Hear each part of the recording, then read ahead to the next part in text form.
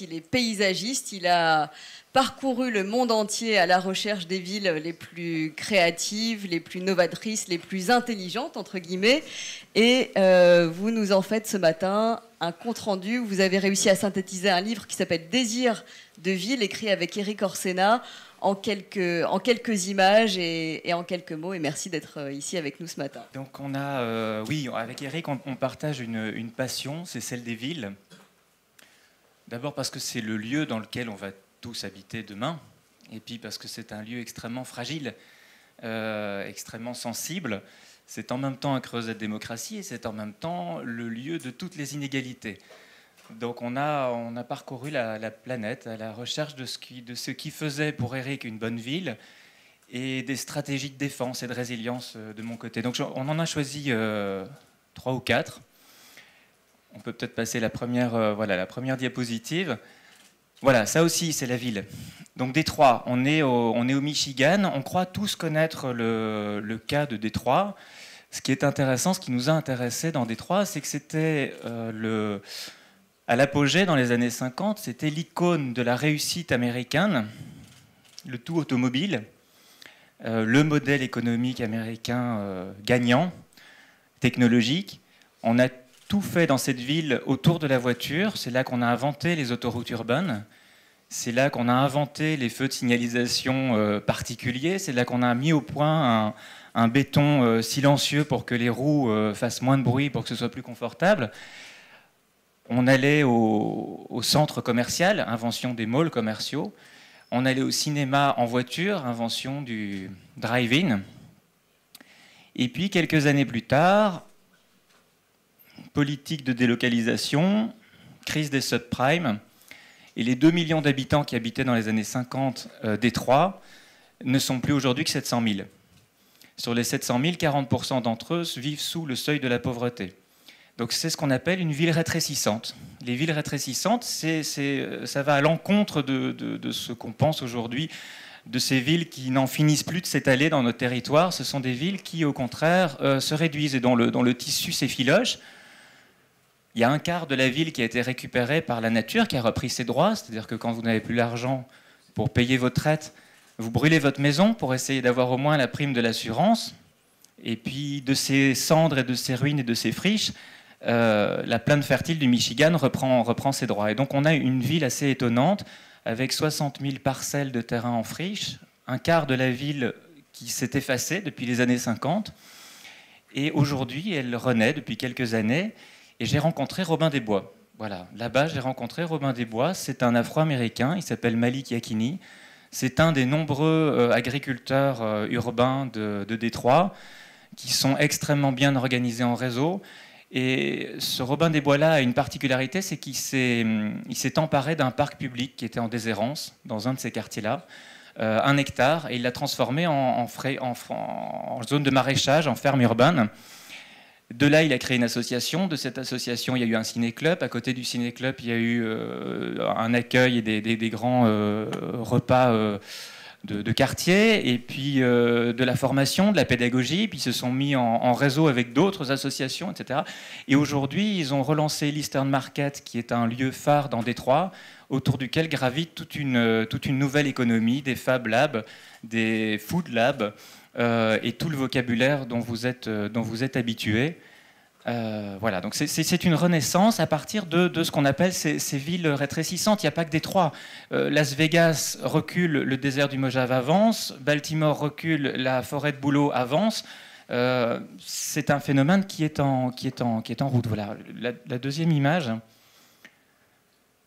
Alors une autre ville, pour un petit peu aller à l'encontre de ce qu'on pourrait croire, c'est Medellín. Medellín, on est en Colombie.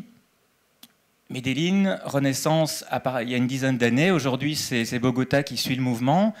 Alors, je voulais vous montrer cette photo parce que Medellín, c'est une ville qui a été, en 1990, c'était la ville la plus criminelle du monde. Si vous avez Netflix, vous avez tous Netflix, vous avez suivi Pablo Escobar revisité par les Américains. Cartel de drogue, cocaïne, les FARC, une ville extrêmement violente. On ne savait pas où ça allait exploser, quand et sur qui ça allait tomber. On était tous tout le temps menacés. Une ville dans laquelle le tissu informel était immense. Et en 2012, le Wall Street Journal tacle Medellín d'être la ville la plus innovante du monde, devant New York et devant Tel Aviv. Et l'Observatoire Moody's lui met un triple A pour sa gestion exemplaire économique. Donc qu'est-ce qui s'est passé? Il s'est passé qu'il y a eu un maire incroyable qui a bouleversé les choses. On a d'abord tué Pablo Escobar, on a arrêté ou on a essayé d'endiguer une partie des FARC dans l'un des quartiers les plus chauds, le Comuna 13. Et ensuite, il y a un maire, Sergio Fajardo, qui est arrivé au pouvoir, un intellectuel, qui a décidé en 2003 de passer plus de 40% de son budget dans les équipements culturels et les écoles. Mais où? Principalement et en priorité dans les quartiers les plus défavorisés. C'est-à-dire que c'est ce qu'on appelle les villes inclusives, c'est celles qui font le pari de mettre l'argent là où il y a le plus de problèmes et où c'est une bombe à retardement.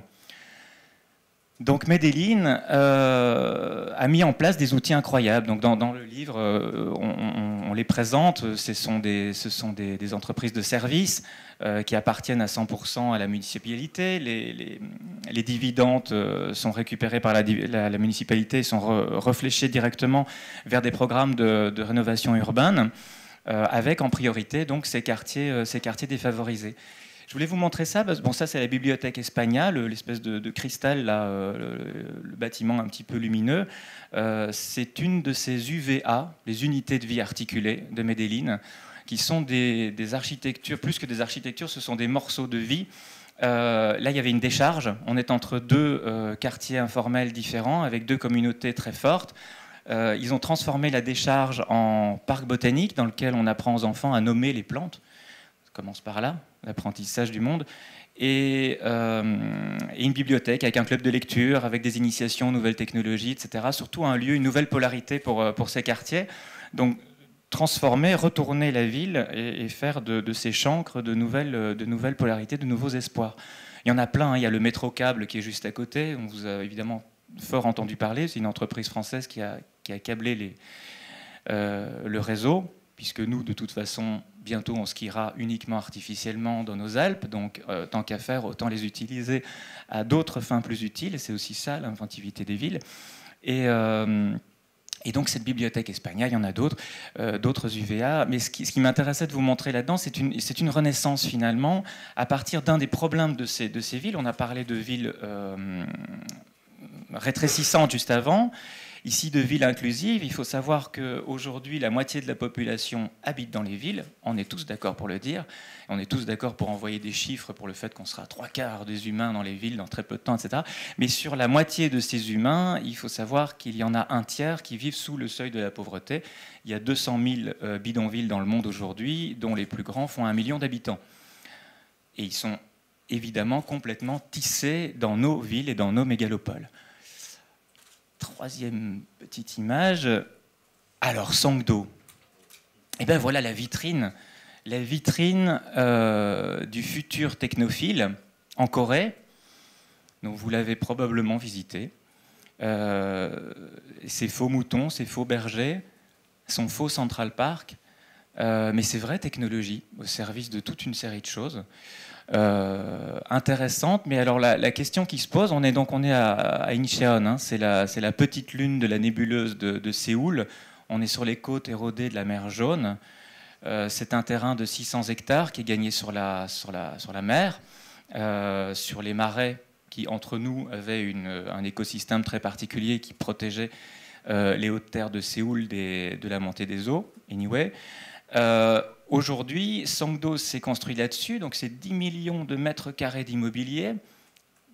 Quand Incheon a été déclarée première zone de liberté fiscale, tous les promoteurs, tous les investisseurs se sont rués là-dessus et est sorti de terre Songdo, littéralement l'île des pins, parce qu'il y avait là-bas des pins avant ces tours-là. Une ville incroyable parce qu'une ville entièrement automatisée, une ville intelligente dans le sens de ces nouvelles technologies. dans lequel vous allez retrouver aussi bien, ils sont très très fiers, j'ai vu des trucs incroyables là-bas, c'est fascinant, pour moi c'était de la science-fiction, mais une science-fiction particulière, c'est-à-dire qu'on a un métro sans rejet de CO2, on a des navettes fluviales, on a une gestion en temps réel du trafic, on a des appartements hautement domotisés avec tous les services dont vous pouvez rêver. À côté de ça, Siri, votre assistante personnelle, est complètement dépassée. Vous pouvez assister à des conférences ou à des cours en direct d'Harvard ou avoir une visite médicale d'un spécialiste du Japon depuis votre lit. Vous avez 99% des stationnements de voitures qui sont en souterrain, donc complètement cachés. Les déchets sont traités par tubes pneumatiques. Le Golfe est un parc éponge qui va récupérer les eaux de pluie et les filtrer pour les réinvestir dans le système. Bon, etc., etc. Vous avez compris qu'on est là dans une ville, dans une vitrine incroyable. Mais aujourd'hui, c'est une ville fantôme qui n'accueille que finalement très peu de séoulites trentenaires. Alors j'ai passé une soirée mémorable avec un des techniciens de YouLife, donc un des humains qui s'occupe de la conciergerie électronique de cette immense ville. Et c'était assez étonnant, c'était dans une de ces tours, au milieu du repas, donc après m'avoir expliqué en riant qu'il y avait encore des digital illiterates, des illettrés digitaux, qui n'étaient pas connectés, donc qui n'avaient rien à faire dans cette ville. Tout d'un coup, il s'est interrompu, puis il est sorti, il a grimpé dans les escaliers communs. Je ne l'ai plus vu pendant 10 minutes, je pensais que j'avais dit quelque chose qu'il ne fallait pas, et quand il est revenu, il m'a dit non, ne t'inquiète pas, tout va bien, c'est ma montre qui m'a dit que je n'avais pas encore fait le nombre d'étages que je devais dans la journée, donc maintenant c'est réglé, on peut continuer la conversation. Ok, tout va bien. Voilà, donc Songdo, ça m'a laissé un petit goût de bizarre, d'étonnant, surtout sachant que finalement, je me suis ennuyé. Je me suis ennuyé énormément parce qu'au-delà des gadgetisations, le parc éponge, je l'avais déjà vu en plus intelligent à Copenhague. Central Park, ça s'appelle Central Park. Central Park n'a pas grand-chose à voir avec celui de New York, étant donné que celui de New York n'existe que par le plein architectural qui le cadre, c'est-à-dire l'East Side et le West Side. Si vous enlevez l'East Side et le West Side et que vous mettez des tours poreuses, c'est plus Central Park, c'est un grand espace vert. J'ai visité là les canaux de Venise, mais sans la lagune. J'ai visité les boulevards haussmanniens, mais sans l'intelligence d'Haussmann au niveau de l'architecture.